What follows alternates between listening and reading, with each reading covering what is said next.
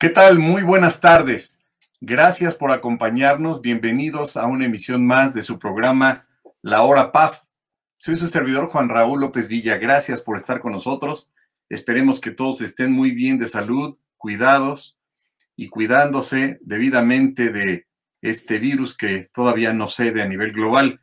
Gracias por estar con nosotros. Y antes que nada, agradezco la cordial invitación de Casia Editores, del director de la misma casa editorial y por supuesto de nuestro buen amigo el maestro Irving Valtierra. Gracias por acompañarnos el día de hoy. Y precisamente el día de hoy vamos a abordar un tema que ha sido desde 2014 un dolor de cabeza para muchos contribuyentes. Nos referimos al procedimiento de presunción de operaciones inexistentes creado en diciembre de 2014 y que entró en vigor en el Código Fiscal a través del artículo 69B en el Código Fiscal de la Federación, a través del cual las autoridades en nuestro país pues pretendieron atacar de una manera frontal, de una forma directa, pues este tipo de prácticas que desgraciadamente se convirtió en algún momento pues en un deporte nacional, en una situación pandémica, sí, pero no solamente en México, sino a nivel internacional. Evidentemente, este tipo de regulaciones y este tipo de cambios o regulaciones en nuestras leyes, pues que marcaron un parteaguas en la forma a través de la cual se regulan, incluso al día de hoy, este tipo de situaciones que hoy, por supuesto, acorde con el 113 bis del Código Fiscal, pues ya es un delito federal, pero obedece esencialmente a estos requerimientos que la OCDE llevó a cabo para con nuestro país, para regular de una manera más tajante, más agresiva, podríamos decir, esta práctica desafortunada de la simulación de operaciones inexistentes. Y con ello, entonces, a partir de 2014, el legislador crea este procedimiento sui generis, que hay que decirlo desde este momento, como todos sabemos, no es una facultad de comprobación, es una facultad de gestión que tienen las autoridades fiscales, a través de la cual presumen que un contribuyente efectivamente pues está simulando este tipo de actos de operaciones inexistentes.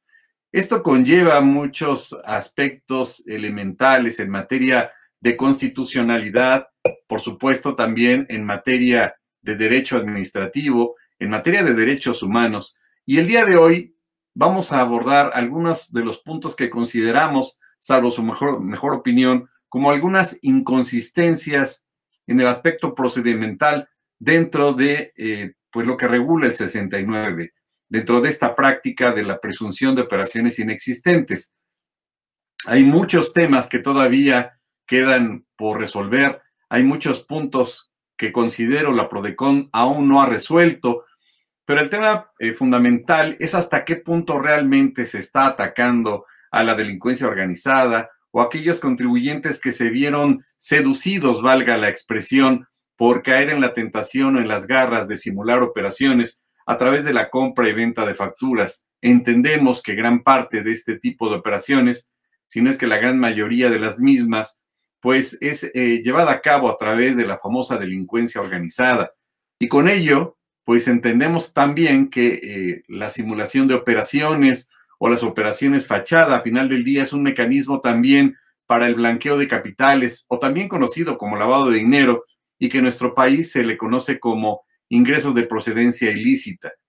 Pero vamos por partes, vamos a tratar de desglosar en esta breve charla algunos de los aspectos que consideramos pueden ponerse en tela de juicio respecto de la legalidad de este tipo de procedimientos que, insisto, no implica como tal o no tiene la naturaleza en primera instancia de una facultad de comprobación, es una facultad de gestión. ¿Por qué partimos de esta base? Porque todavía algunas personas o algunos colegas siguen refiriendo que es una facultad de comprobación. De hecho, es interesante referir que en 2019 la Suprema Corte de Justicia emitió una tesis de jurisprudencia que desde mi particular punto de vista es una tesis desafortunada, en donde permite que a través del ejercicio de las facultades de comprobación, es decir, con fundamento en lo dispuesto por el artículo 42 del Código Fiscal, la autoridad pueda llevar a cabo la presunción de operaciones inexistentes dentro de una visita domiciliaria.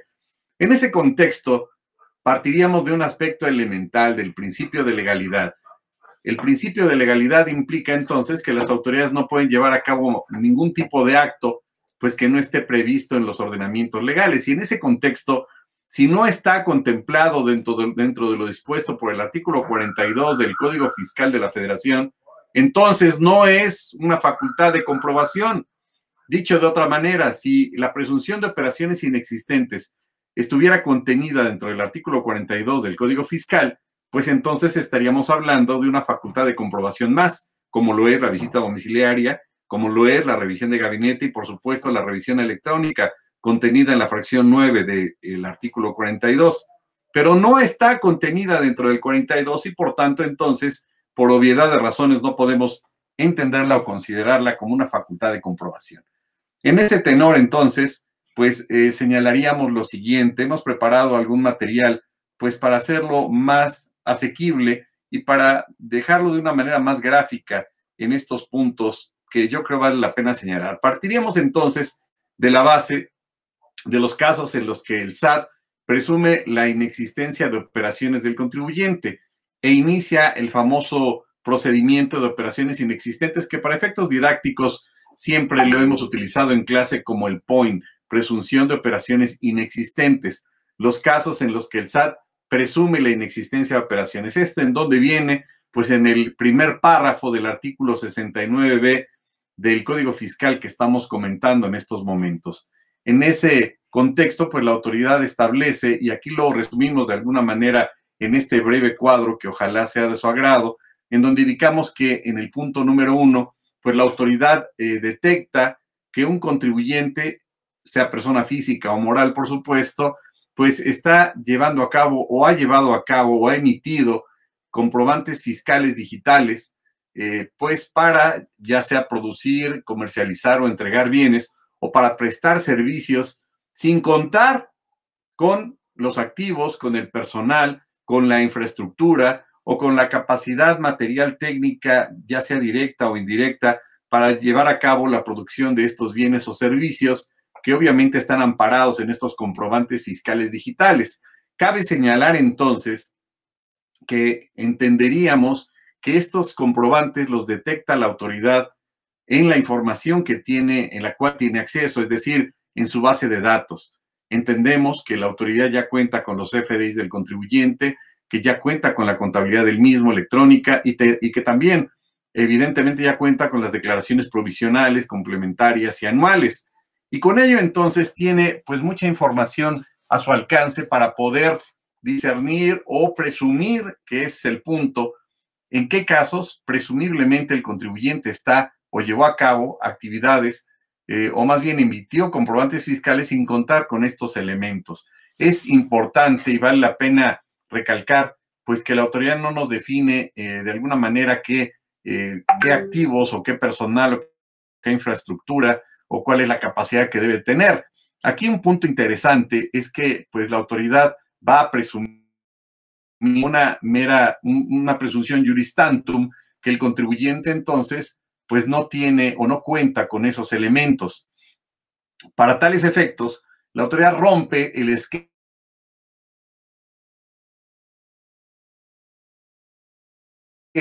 conforme al 134, la forma a través de la cual se notifica al contribuyente los actos o resoluciones que impliquen notificación personal.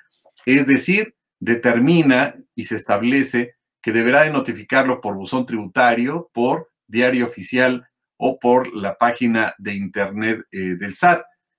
Y por ello señalamos que el 134, fracción primera del Código Fiscal, prevé que pues aquellos actos o resoluciones que afecten la esfera jurídica del contribuyente tendrían que ser notificados en forma personal. Pero no importando ese punto o dándolo, haciéndolo a un lado, entenderíamos que la autoridad le notifica de una manera diferente a través de este procedimiento sui generis. También vale la pena señalar que aun cuando el contribuyente sea una persona cumplida, cumpla con sus pagos normalmente, con el entero de sus contribuciones, que sea el contribuyente ejemplarmente, cuando miente, dice la verdad, pues hasta en esos casos también podría la autoridad iniciar un procedimiento de presunción de operaciones inexistentes que en forma indirecta también podría afectar. Y en ese contexto, en este escenario, entendemos entonces que hay dos personajes.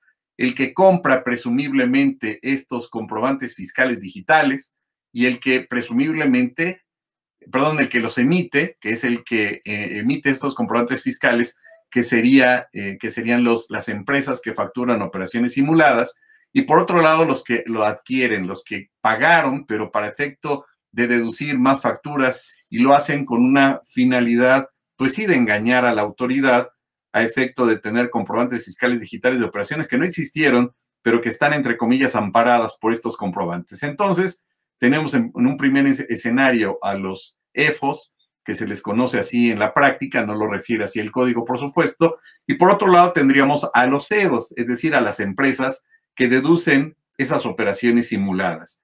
Sin embargo, comentábamos hace rato que puede darse el caso de que un contribuyente que cumpla, que no tenga ningún tipo de intencionalidad de engañar a nadie, y menos a la autoridad a través de facturas compradas, pues también pueda ser afectado. Y nos referimos al último escenario que establece el primer párrafo, que en los casos en donde el contribuyente no se encuentre localizado, pues ya sería motivo también para que se les inicie un procedimiento de presunción de operaciones inexistentes. Dicho de otra manera, en el caso, o basta y sobra más bien para que el contribuyente se le inicie un procedimiento de presunción por el simple hecho de que la autoridad considere que no esté localizable.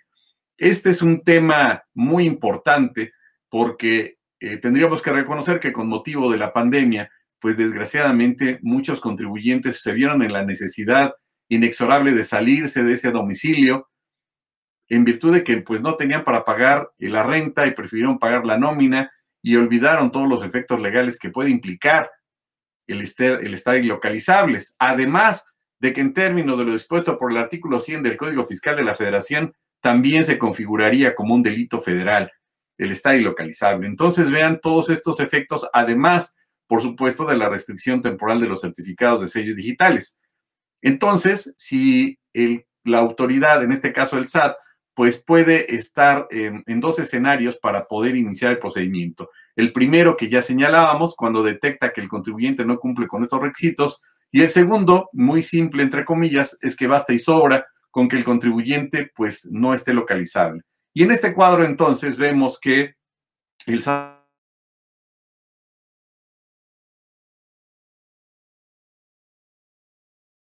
va a considerar que el contribuyente pues no para en sus comprobantes fiscales, ya sea los activos, ya sea el personal, ya sea la infraestructura o los bienes o servicios. Y con ello, pues derivada entonces de la información que contienen cualquiera de estos comprobantes fiscales digitales, va a tener una presunción juris tantum. ¿Esto qué implica? Pues que rompe este principio de que establece el Código Federal de Procedimientos Civiles, en el sentido de que el que afirma está obligado a demostrar.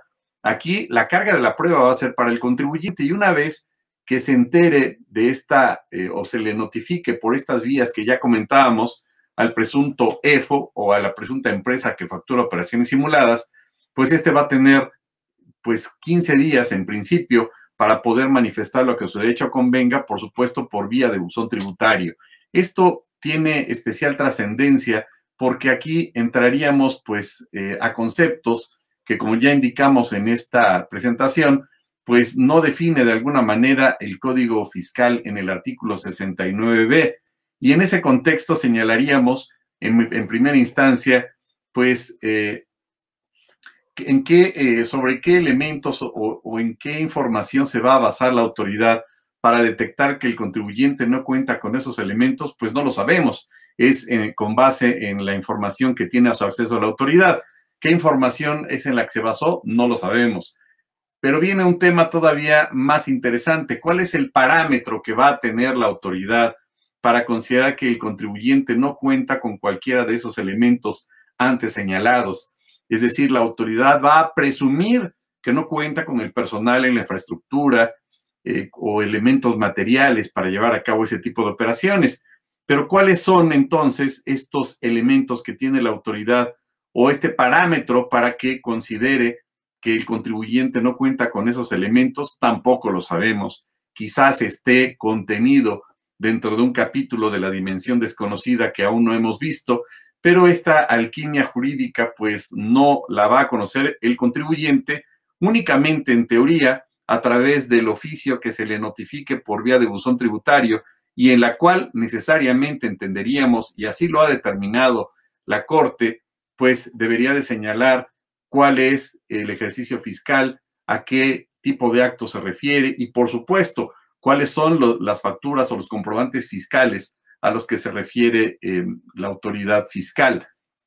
En este sentido, ¿en qué parte del 69B se define o nos indica o nos señala el concepto o la definición de lo que debemos entender por activos, personal, infraestructura o capacidad material que debe de tener el contribuyente para producir, comercializar y entregar bienes? Pues tampoco nos define, o para prestar servicios. Y con ello nace la obligación, como ya lo habíamos señalado con antelación, del contribuyente de exhibir, de acreditar, de demostrar y de desvirtuar el dicho de la autoridad para exhibir los documentos o la información a través de la cual demuestre la existencia de esos actos. Y esto es lo que se le conoce como la materialidad de las operaciones, que tantos dolores de cabeza le ha generado el contribuyente, porque, conforme ya lo indicábamos anteriormente, al no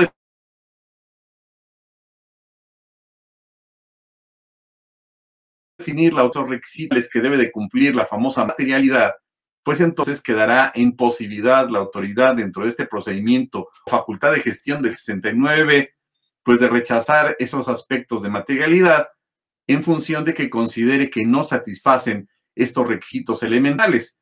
En consecuencia, el contribuyente va a estar exhibiendo constantemente a lo largo de los medios de defensa, pues todos aquellos aspectos que presuma a través de los cuales se desvirtúe el dicho de la autoridad y acredite a través de documentos o información, pues que existieron esas operaciones o que se demuestre la materialidad de los mismos. El tercer punto es el momento en el cual se le va a notificar. Continuamos, disculpen, tuvimos aquí algún problema técnico, vamos a continuar con esta breve exposición. Y bueno, en pocas estábamos señalando los momentos a través de los cuales el legislador pues le otorga al contribuyente o al particular esta posibilidad para poderse defender. Y bueno, el momento que tiene el contribuyente para estos efectos, pues esto lo vemos en el segundo párrafo. Y el segundo párrafo del artículo 69B pues señala que el contribuyente pues será notificado, como ya dijimos, a través de buzón tributario, a través de la página del SAT y a través del diario oficial de la Federación. Y pues ya señalábamos que tendría un plazo de 15 días. La última parte de este párrafo señala que para ello los contribuyentes interesados contarán con un plazo de 15 días. Ojo, contados a partir de la última de las notificaciones que se hayan efectuado. Y aquí viene la pregunta, ¿cuál es la última de las notificaciones? Porque como ya habíamos apuntado y comentado anteriormente, pues las formas a través de las cuales se les notifica al contribuyente es buzón tributario, página del SAT y publicación en el diario oficial de la Federación. ¿Y cuál es la duda? Pues que el contribuyente no va a saber cuál es el último o la última publicación. De hecho, el 69B no señala el orden o que se deban publicar en el mismo momento. Quiere decir entonces que en teoría el legislador lo que quería es que el contribuyente se esperara hasta la última notificación. Es decir, esto violenta el principio de certeza jurídica, además de que el 134 en la fracción primera que ya habíamos comentado con antelación, pues establece que la notificación debe de ser por vía por notificación personal, situación que no se da en lo dispuesto por el 69B. Dicho de otra forma, el plazo para que los CEFOS puedan ofrecer las pruebas y desvirtuar el dicho de la autoridad, pues va a correr a partir de que se lleve a cabo la última notificación. ¿Y cómo saber cuándo es la última notificación? Pues eso no se sabe y eso lo tendría casi que adivinar el contribuyente. Si esto no es violentar el principio de certeza jurídica, díganme en dónde estamos parados. ¿Cuál es la última notificación? Buzón tributario, página del SAT, publicación en el diario oficial de la Federación. Pues la ley no prevé ninguna fecha de publicación ni el momento en el cual deban publicarse. Este sería uno de los puntos de presunta ilegalidad dentro del procedimiento al violentarse entonces el principio de legalidad consagrado en la misma Constitución, y por supuesto el principio de certeza jurídica. Otro punto es que puede estar sujeto un contribuyente cumplido, que cumple cabalmente con sus obligaciones en materia fiscal, puede estar sujeto al 69 cuando no haya incurrido en ninguna situación, ya lo habíamos comentado anticipadamente, y es el hecho entonces, en el caso de que el contribuyente esté ilocalizable, pues con eso sería suficiente para que se inicie el 69, e indirectamente pues también pagaría los platos rotos a una persona que no tiene nada que ver, y por el simple hecho de haber celebrado en algún momento en los últimos 5 años una operación con un proveedor, un prestador de servicios, y este se encuentra ilocalizable, con eso será suficiente, así como lo oyen, para llevar a cabo el procedimiento de presunción de operaciones inexistentes. Si a ello le agregamos el hecho de que en ese lapso de tiempo pues llevó a cabo operaciones superiores a 7 millones de pesos, pues temo decirles que también se les podrá iniciar una carpeta de investigación y también la pérdida de todo su patrimonio en términos de lo que establece la Ley Nacional de Extinción de Dominio. Esto conlleva a partir de 2014, como todos sabemos, la obligación de que los contribuyentes no solamente estén verificando el domicilio del contribuyente, sino estén revisando diariamente, pues a ver si sus proveedores, todos los que han tenido, pues están publicados o no en la página de internet del SAT o en el diario oficial de la Federación, además de checar su Facebook, pues también checar su buzón tributario para ver si no están iniciados en un procedimiento de presunción.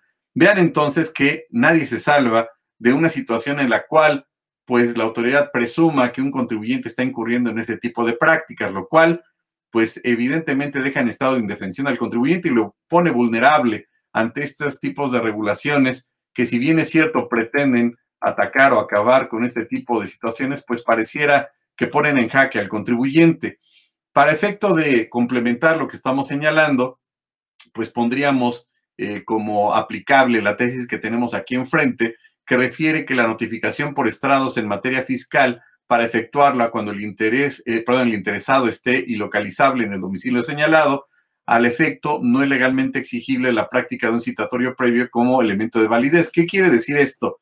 Pues que al día de hoy el 134 prevé que en el caso de que el contribuyente se encuentre ilocalizable, pues la autoridad debería entonces de notificarlo pues por estrados. ¿Y qué está haciendo la autoridad? Estás ilocalizable, entonces te inicia el procedimiento de presunción de operaciones inexistentes. Si fuera el caso, la autoridad tendría que agotar estas instancias o estos requerimientos que acabamos de señalar.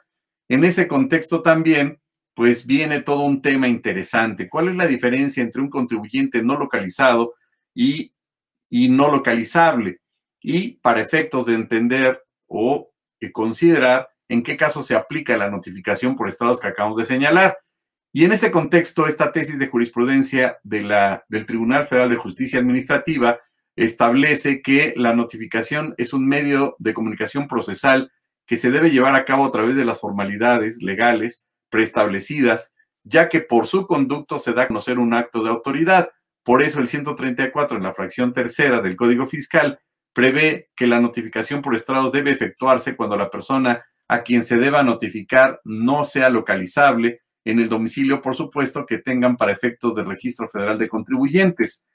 Y en ese sentido, el cual, pues debe entenderse en el sentido de que para practicarse la notificación por estrados, cuando existan estos elementos o datos de los cuales se desprenda que es imposible realizarlo en el domicilio fiscal, pues porque no se puede encontrar o se desconoce su paradero.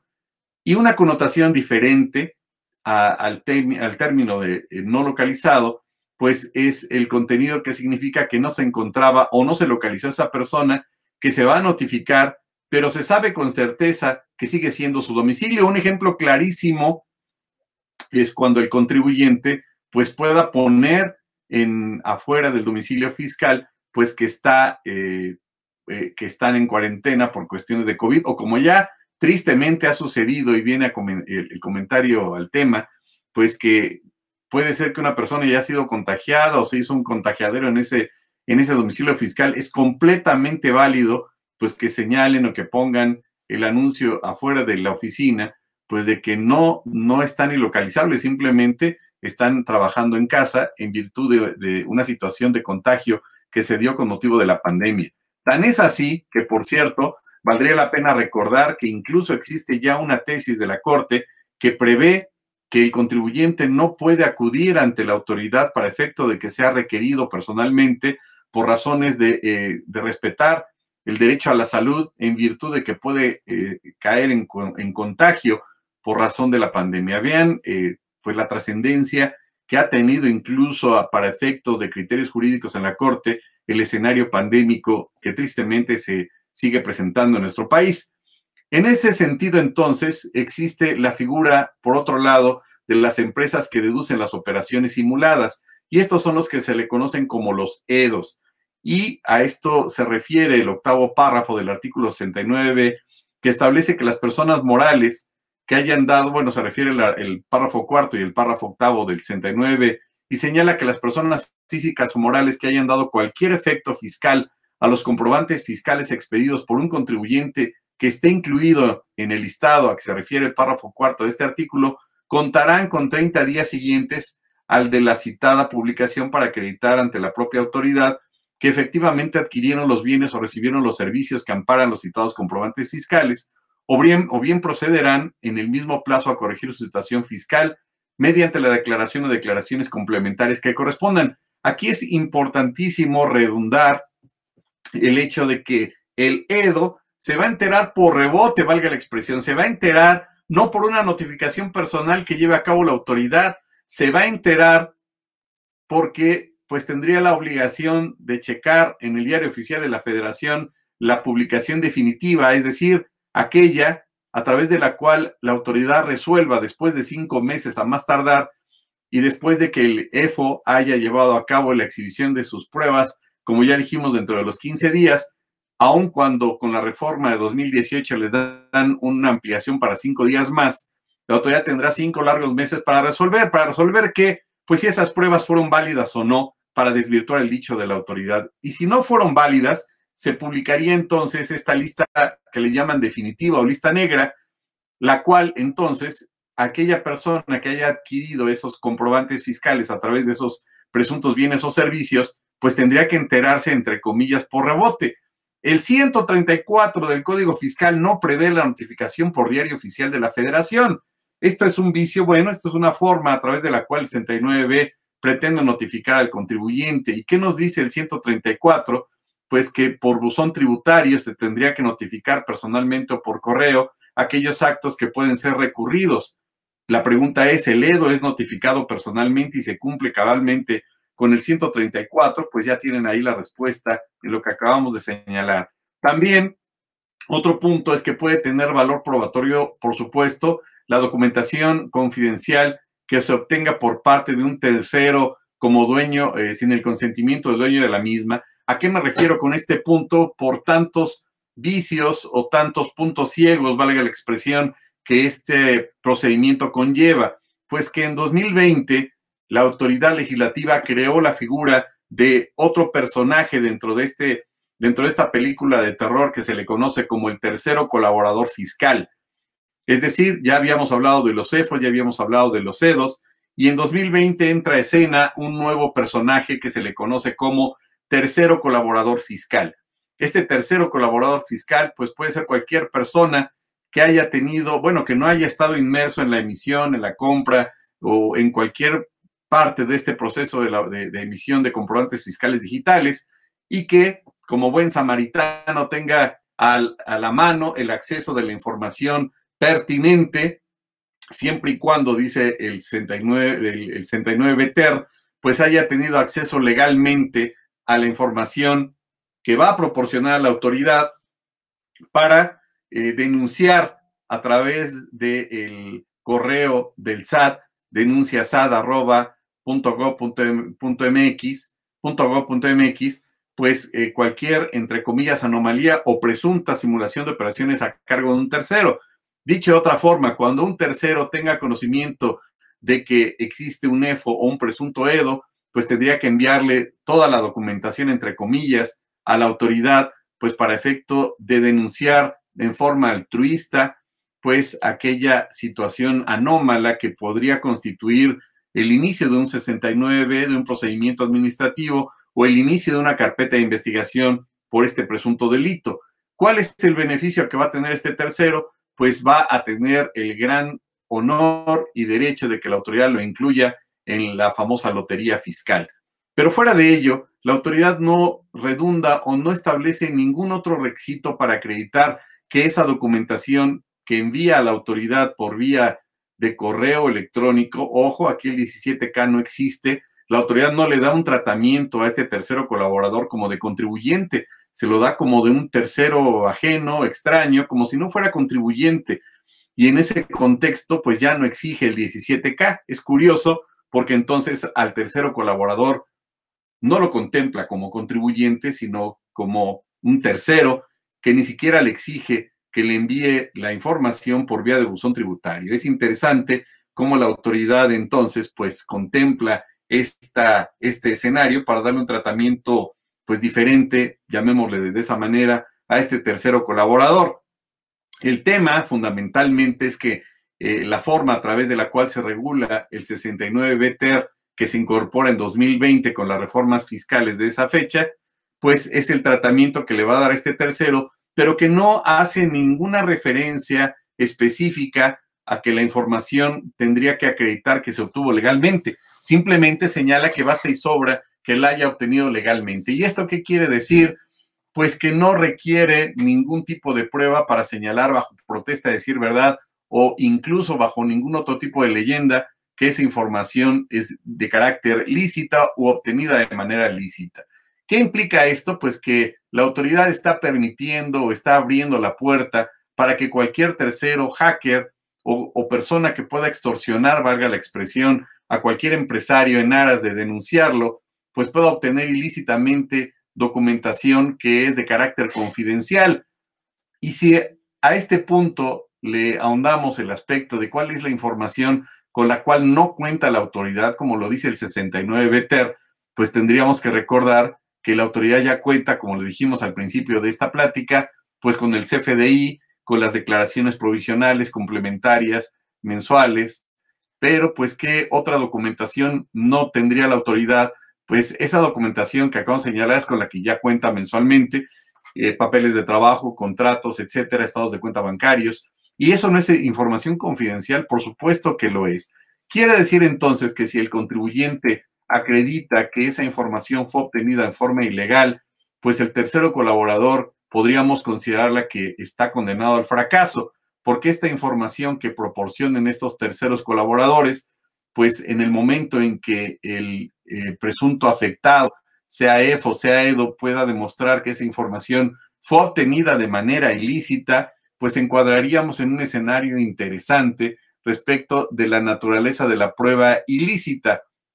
Y en este sentido, al no contar entonces con la autorización debida del dueño de esta información, pues podría entonces desvirtuarse la naturaleza o los efectos de estas pruebas. Es decir, al momento en que la autoridad recibe esta información que señala que la obtuvo este tercero de forma legal o que dispuso de forma legal, no le establece mayores requisitos. Y aquí la pregunta es entonces, ¿qué información del contribuyente no tiene el SAT? Como ya dijimos, pueden ser los contratos, estados financieros, papeles de trabajo, estados de cuenta bancarios, entre otros. Y esto es información confidencial. Y en ese sentido, ¿acredita este tercero o acreditaría este tercero que la obtuvo de forma legal? No. No, porque la ley no establece mayores requisitos y con ello entonces se abre la puerta o la posibilidad para que el tercero afectado pues pueda impugnar esta situación. Y en pocas palabras, resumiendo lo que acabamos de señalar, por eso indicamos que la figura del tercero colaborador está condenada al fracaso, pues porque existe jurisprudencia sobrada como la que tenemos aquí enfrente, aun cuando tenga que ver en materia penal, pues también se puede traspolar para efectos administrativos y lo podríamos equiparar a la prueba ilícita. Y es esta tesis de jurisprudencia con registro 160509 que establece que el derecho a un debido proceso comprende el derecho a no ser juzgado a partir de pruebas obtenidas al margen de las exigencias constitucionales y legales, que es el tema de lo que estamos señalando en este momento. Es decir, podría alegar o podría argumentar, podría señalar y acreditar el afectado de esa información que obtuvo ilícitamente este tercero colaborador, pues para desvirtuar, ya sea dentro del mismo procedimiento de 69 o ya sea para desvirtuarlo en el juicio de nulidad o incluso dentro de la misma carpeta de investigación, pues que esa información nunca fue obtenida de manera ilícita. Cabe señalar que el 69 ter resguardo establece que esa información será, pues no será pública, no tendría acceso el tercero. Con ello, entonces, tendría el derecho de promover el juicio de amparo, derecho de petición, y ante el juez de distrito, al no estar dentro de los requisitos que la ley de la materia prevé como información reservada, tendría que darle la información de quién es ese tercero o cuál es el nombre de este tercero para poderlo denunciar, y con copias certificadas precisamente de esta denuncia, pues podría, o de esta querella, podría entonces acreditarse la existencia de esta prueba ilícita. Por si esto no es suficiente y no los convence, bueno, pues tenemos otra tesis aquí enfrente, que es una tesis aislada, que es la 2010-354, que establece prueba ilícita, límites de su exclusión. Y vean entonces cómo es sobrada los criterios o las tesis que ha emitido como precedente la Suprema Corte de Justicia para efecto de demostrar que esa prueba carecería de valor o de validez para efectos en materia administrativa y, por supuesto, en materia penal. Prueba ilícita y prueba con deficiencia formal o irregular, sus diferencias. Esta tesis también considero que sería aplicable, salvo su mejor opinión, y con ello vemos entonces que, desgraciadamente, parecería entonces que gradualmente, conforme el legislador le va incrementando más elementos o más aspectos en su beneficio, en beneficio de, entre comillas, de coadyuvar con la autoridad, pues lo que está haciendo entonces parecería entonces palos de ciego para dejar en estado de indefensión al contribuyente, llevando a cabo pues la incorporación de figuras que nos parecerían importadas al mejor estilo de Venezuela. Y con ello, en ese estilo chavista, pues se están incorporando figuras de estos terceros chismosos o colaboradores, que al final del día, pues no es Frankenstein el monstruo, sino el doctor que lo crea, pero el monstruo aquí está enfrente de nosotros. Vean entonces cómo, pues la forma a través de la cual la autoridad ha querido entonces complementar o regular o establecer esta regulación de una manera más amplia, pues lo único que hace es poner en incertidumbre al contribuyente, poner en tela de juicio los aspectos de legalidad, de certeza jurídica y, por supuesto, el principio de seguridad jurídica, el cual, pues con ello, no solamente dejaría en estado de indefensión al contribuyente, sino presumiblemente también estaría violando aspectos de derechos humanos. Con ello, entonces, perdón que tuvimos ahí un pequeño problema técnico, pues les plasmamos, les entregamos en esta sesión algunos de los elementos que presumimos son y siguen siendo en forma pertinente, pues algunos de tantos vicios que existen dentro de este procedimiento de presunción de operaciones inexistentes que inicia en 2014 y que México incorpora a raíz de la petición o de los requerimientos de la OCDE, en la cual México pertenece. Sí, México pertenece a la OCDE desde 1994 y en ello nos queda claro que, como refieren todas las mañanas, pues estos fifís o estos ricos o tantos argumentos que se señalan todos los días, pues son los que pertenecen a la OCDE, Nueva Zelanda, países desarrollados, Inglaterra, Francia, Italia y demás, pues son los que pertenecen a la OCDE, los mismos que pertenecen a la GAFI. Entonces, ¿son países fifí? Pues sí, serían países fifí. Y si estamos dentro de los países fifí, ¿por qué no se sale México de la OCDE?